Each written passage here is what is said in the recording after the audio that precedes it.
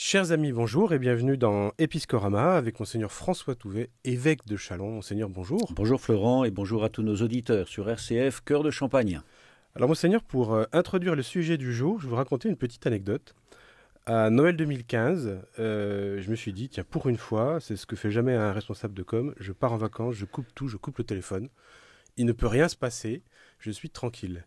Je m'arrête sur une aire d'autoroute, je rallume mon téléphone quand même. Et là, je vois 15 appels en absence, 13 messages, je crois que c'est une cinquantaine de SMS. Panique à bord, et avant que je fasse quoi que ce soit, ça sonne, je réponds. Et je me prends une soufflante par un responsable de com très haut placé dans l'église qui me dit « Mais vous êtes fou à Châlons, annoncer un évêque avant le pape, qu'est-ce que vous faites ?»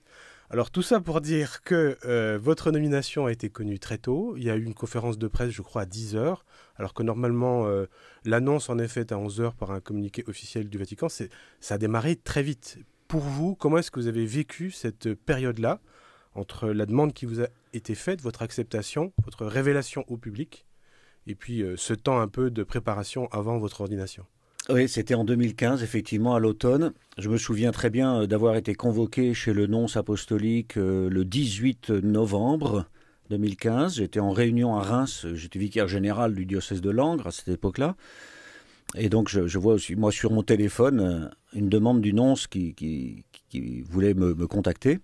Le lendemain matin, j'étais donc dans son bureau à Paris et il me fait part de l'appel du Saint-Père pour être évêque de Châlons. Dans une conversation assez brève finalement, mais dans laquelle j'ai dû poser un acte de foi et de confiance très très rapide. Et puis il y a eu ensuite une période de grand silence, de grande discrétion, parce que le nonce consulte le gouvernement français. Et puis l'annonce est tombée, alors ce que vous évoquez, c'était le 23 décembre. Le 23 décembre 2015. Je suis arrivé à Châlons la veille au soir, où mon prédécesseur m'a fait rencontrer le collège des consulteurs pour une première prise de contact. Et puis le lendemain, il y a effectivement eu cette conférence de presse. Alors, ce n'était pas exactement ces horaires-là. Je crois que la conférence de presse devait être vers 11 heures, alors que l'annonce officielle est toujours à midi pile. Oui, c'est ça. J'étais un peu gêné par le fait, mais ne maîtrisant pas tout, arrivant comme le dernier né. Écoutez, nous avons vécu cela, ça n'a pas non plus révolutionné la planète. Alors par contre, ce qui a un peu révolutionné le diocèse, en tout cas, c'est l'ampleur qu'a pris votre célébration d'ordination. Alors c'est pareil, pardon d'attaquer les choses par l'anecdote, mais c'était quand même assez représentatif de ce que nous avons vécu. Je me souviens d'une première réunion de sécurité avec un certain nombre d'autorités locales qui abordaient la chose de manière assez décontractée, je pense. Oui, une ordination, très bien, une célébration. Puis à un moment donné, vous avez lâché un pavé dans la mare. Vous avez dit, alors je dois quand même vous prévenir que mon beau-frère sera là. Oui. Jusque-là, tout va bien, sauf que oui. votre beau-frère... Oui, la directrice de cabinet du préfet se tourne vers moi en disant, est-ce que vous attendez des personnalités particulières, etc. Je dis oui, il y aura mon beau-frère. Et mon beau-frère était à ce moment-là le chef d'état-major des armées françaises. Et donc, il était engagé dans la lutte contre le terrorisme. On venait de vivre les attentats au Bataclan. L'année d'avant, il y avait eu les attentats à Charlie Hebdo, etc. Donc, on était en période de grande effervescence et d'insécurité. Et donc, tout de suite, la directrice de cabinet a pris acte de cette venue d'un général 5 étoiles à la tête des armées qui vient avec ses 4 gardes du corps et la voiture blindée, etc. Donc, il a fallu effectivement créer une bulle de sécurité dans le quartier de la cathédrale. Et procéder à toutes sortes de contrôles et même un processus d'évacuation en cas d'urgence. Enfin, il était hors de question que mon beau-frère, que j'aime beaucoup, ne puisse pas participer à cette célébration. Et pour lui, c'était hors de question aussi. Alors, au-delà de cette anecdote et de cette organisation qui était effectivement tout à fait hors du commun, je crois que c'est la première fois qu'on faisait des places numérotées pour une messe dans la cathédrale. Voilà, c'était sûrement aussi la première fois qu'on célébrait protégé par le GIGN. Vous, comment est-ce que vous avez vécu ce moment qui est quand même assez, j'ai envie de dire, abyssal, le moment où vous allongez, le moment où on vous impose les mains, où on vous remet cette charge, je pense que le mot charge porte bien son nom. Ouais. Comment est-ce que l'homme qui se retrouve là, au point focal de toute cette cérémonie, de toute cette liturgie, vit ce moment-là? Avec une intensité indescriptible, beaucoup d'émotions, même si j'ai réussi à la retenir, extérieurement parlant, une très vive émotion, surtout que mes parents étaient là, tous mes frères et sœurs, on évoquait cela tout de suite. Et puis d'entrer dans cette cathédrale bondée, il n'y avait pas de mesures sanitaires à cette époque-là encore, et être saisi par le chant de l'Assemblée. Ensuite, tous les gestes rituels de l'ordination et se trouver tout d'un coup avec une mitre sur la tête, une crosse dans la main gauche et assis à la cathèdre de l'évêque, le siège épiscopal, après 104 autres évêques qui m'ont précédé. C'est très très impressionnant. Et j'ai vraiment mesuré, par exemple, la validité, la pertinence de cette phrase qu'écrivait mon saint patron, saint François de Sales, en 1609, lorsqu'il a été nommé évêque.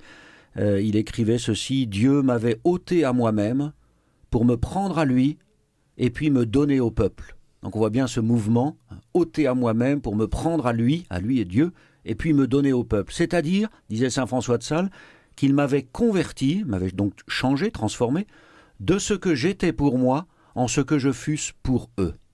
Et là j'ai vraiment mesuré qu'il y avait un mystère d'épousailles avec l'église de Châlons, et qu'il me fallait entrer dans cette phase de connaissance et de grande affection, de don de moi-même total pour tous ceux qui m'étaient confiés. Donc une journée que je revivrais volontiers, si c'était possible, mais ça ne l'est pas. Je garde un souvenir très vif, très, tout à fait extraordinaire de cette journée, même si elle est passée comme un éclair et que je n'ai vu peut-être que 10% de mes amis ou proches qui étaient venus. Alors, il y a 2 points que, à titre personnel, je trouve toujours très intéressants dans les Actes des Apôtres et qui sont, je crois, très éclairants. Il y a d'une part le fait que, après la disparition de Judas, la succession apostolique, en quelque sorte, commence parce qu'il est remplacé. Pierre ne dit pas à ses camarades apôtres, c'est fini, il y avait que nous 12, puis maintenant, terminé, les autres se débrouilleront. Il y a la succession qui s'enclenche. Et vous, ceux qui vous ont imposé les mains, si on remonte à ceux qui leur ont imposé les mains, on revient comme ça jusqu'aux apôtres, c'est quand même, ça donne une sorte de vertige. Puis il y a un autre point que je trouve tout aussi éclairant, c'est Paul et Barnabé qui partent en mission. Barnabé amène son neveu Jean-Marc. Il y a une deuxième mission, ils veulent ramener, Paul n'est pas d'accord. On suppose que Jean-Marc s'est mal comporté ou qu'il n'a rien fait ou je ne sais quoi. Ils se séparent, la mission continue. C'est-à-dire qu'à la fois, il y a une immense beauté, solennité dans votre rôle, parce que voilà, c'est cette succession. Et puis en même temps, dès la première mission, dès le départ, il y a eu des questions d'hommes. Oui, je l'ai vécu depuis 5 ans. Je me souviens, je vais vous citer encore une parole qui m'a été envoyée par un de mes confrères évêques, qui fut d'ailleurs mon chef scout lorsque j'étais adolescent, et qui m'a écrit lorsque j'ai été nommé une très belle carte en me disant « Tu verras François, l'épiscopat c'est à la fois le Tabor et le Golgotha ». Alors le Tabor, c'est tout le côté, effectivement, un petit peu extraordinaire de la fonction épiscopale et de la reconnaissance par le peuple chrétien et même par la société civile d'ailleurs, parce que je fais l'expérience de ce très beau contact avec les autorités publiques. Mais le Tabor, c'est cet aspect de, ben oui, on devient le responsable de l'Église. Liturgiquement, cela est très visible, parce que l'évêque préside, l'évêque enseigne, l'évêque parle. Il porte des insignes que les autres concélébrants ne portent pas. Bien. Et puis il y a le Golgotha, avec toutes les difficultés et les croix à porter chaque jour. Alors je le dis avec beaucoup de simplicité et de confiance, mais je fais cette expérience de porter ma croix. Comme je le dis souvent aux enfants en visitant les écoles, ou alors aux jeunes lorsque je prépare la confirmation, je dis, vous voyez, la croix, je ne la porte pas qu'autour du cou. Je ne la porte pas qu'autour du cou. Si je la porte autour du cou, ça veut dire que je la porte dans mon cœur et dans bien des événements douloureux que je dois accompagner. Je suis ministre de l'unité, de la communion, et il faut sans cesse veiller à ce que des gens puissent se rapprocher, se réconcilier. Il faut reprendre certains processus qui ont été peut-être mal engagés à certains moments et repartir de nouveau. Moi-même, j'ai fait des erreurs. Moi-même, j'ai fait des mauvais choix. J'ai fait aussi de bons choix, je crois. Mais il faut savoir reconnaître les pas de travers que l'on a pu faire. Alors ça demande beaucoup d'humilité, de renoncement à soi. Mais en même temps, ça m'a appris, je crois, c'est le peuple chrétien de Châlons, tout le diocèse qui m'apprend à être évêque finalement. C'est toutes les expériences. Alors il y a certainement des choses qui ont été moins belles que d'autres, mais la route a été jalonnée d'un certain nombre d'épreuves, je dois le dire, que j'ai essayé d'affronter avec beaucoup de courage, de force et de vérité. Mais ça m'a construit, ça m'a bâti et ça me sert de façon quotidienne. Alors, votre épiscopat est marqué aussi par son époque. Voilà, vous avez été nommé dans... Je crois est-ce qu'on était encore dans l'année de la miséricorde? On était en plein dans l'année sainte de la miséricorde. Et c'est pour ça d'ailleurs que j'ai vécu les visites de miséricorde dès le lendemain de mon ordination. Oui, ça a été très marquant. Ça m'a beaucoup marqué, c'était un mot qui a retenti, le pape François m'a appelé, et comme on était vraiment au cœur de cette année-là, je me suis dit, tout mon ministère devra être marqué par cette miséricorde, cette proximité de Dieu que je dois manifester. Et je l'ai fait quasiment tous les dimanches en visitant des personnes pauvres, seules ou malades, même si là, l'épidémie m'empêche de le faire depuis presque un an. Alors, on ne va pas se le cacher, j'espère que personne ne va être surpris en entendant cette information. Le nombre de prêtres diminue, ça marque aussi le temps que vous passez à la tête du diocèse. C'est pas un temps de croissance folle au niveau des vocations particulières. Non, bien sûr. À vue humaine, c'est un peu de la folie. Mon confrère de Langres, lorsque j'étais nommé évêque, m'a dit « soit tu es fou, soit tu es saint ». Alors j'espère qu'il y a peut-être un peu des deux d'ailleurs. Mais de fait, le nombre des prêtres, c'est une grande préoccupation pour un évêque. Les prêtres sont ses premiers collaborateurs. Et le nombre des prêtres est passé en 5 ans de 61 à 40. C'est-à-dire qu'il y a un tiers de prêtres en moins en 5 ans. Alors bien sûr, beaucoup des prêtres qui sont décédés étaient des prêtres âgés, mais je dois veiller continuellement à ce que le presbytérium reste ce corps des prêtres autour de moi pour assurer la mission là où je les envoie.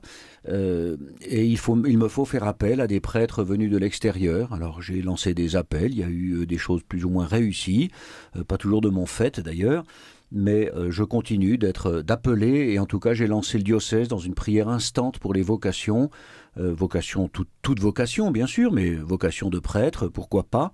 Et avec la grâce du Dieu, oui, nous avons un séminariste cette année, un autre jeune en année de propédeutique spirituelle. Je ne m'en attribue pas le mérite, je crois que c'est l'œuvre de Dieu, mais il nous faut poursuivre cela. Alors même si vous êtes à la tête d'une église particulière, vous êtes solidairement avec tous les évêques du monde en charge de l'église et de la communion, et vous êtes ordonné, on vous le dit bien ce jour-là, pour une église particulière et pour le monde. Et alors cette responsabilité un peu universelle, vous l'exercez selon 3 axes, essentiellement RCF au niveau national, des responsabilités à la Conférence des évêques de France, et puis au niveau des œuvres pontificales missionnaires. Oui, chaque évêque est non seulement responsable, pasteur de son diocèse, de l'église particulière dont il reçoit la charge pastorale, mais dans la collégialité épiscopale, autour de l'évêque de Rome, eh bien, nous travaillons tous pour toute l'église. Voilà, c'est ça finalement.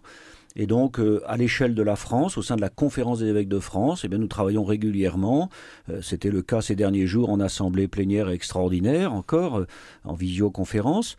Et puis, chaque évêque porte de telle ou telle responsabilité. Donc, j'ai assuré, ce n'est plus le cas désormais, mais j'ai assuré la charge à l'échelle de la province ecclésiastique de Reims de coordonner les radios RCF. Les radios RCF, nous sommes heureux d'avoir notre radio RCF Cœur de Champagne. Bon, c'est une mission qui s'est arrêtée suite à la décision, par exemple, de la radio de Haute-Marne et de l'Aube de cesser ses émissions. Et puis, au sein de la CEF, je suis le département des servants d'hôtel, tout particulièrement. Monseigneur Touvet, je me rends compte que le temps est écoulé. Alors, c'est dommage. On va se donner rendez-vous pour une prochaine émission. Eh bien, très volontiers. Voilà, on en parlera donc plus avant de ces 5 années d'épiscopat au service de l'Église qui est à Châlons. En attendant, je vous remercie. Merci Florent.